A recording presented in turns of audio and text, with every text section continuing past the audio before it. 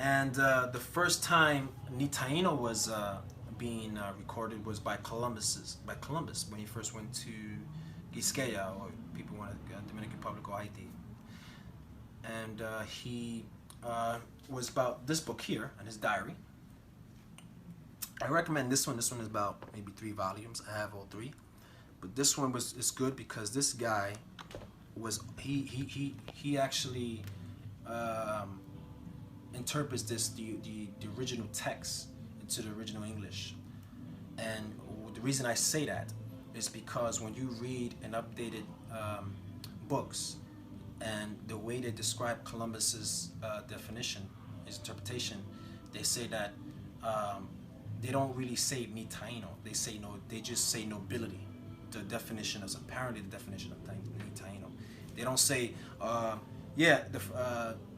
You know, the people say that they call themselves nobility. They never use the term Nitaino. He does, and what he says is, this is actually the original journal, and he describes it. He interprets this as when Columbus first arrived.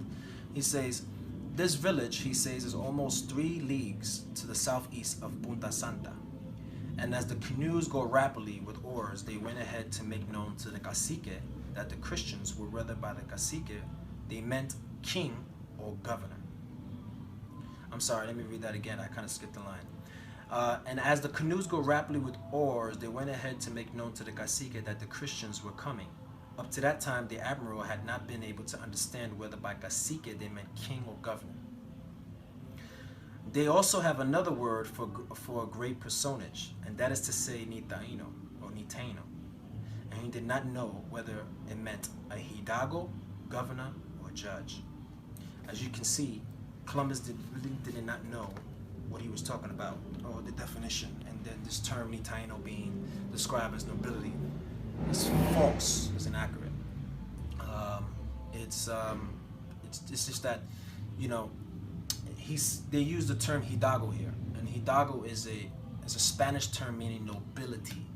Phonetically, he says it here. He doesn't that he don't. He says it here. He says whether it meant a hidalgo, governor, or judge. Hidalgo is an old Spanish term meaning nobility. Hidalgo is very similar to Nitaino.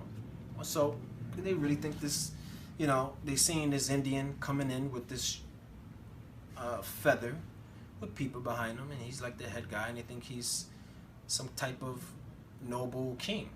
So you have to see the Garifuna. Also, you have to understand the Garifuna people. There is no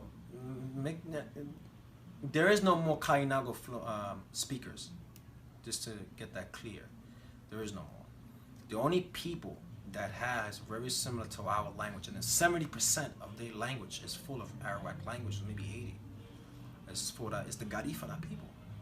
So you have to look into it. I know a lot of people disagree that Nitaino cannot, Nitainu, what Ruben Ray says, is not similar to Nitaino. You can't.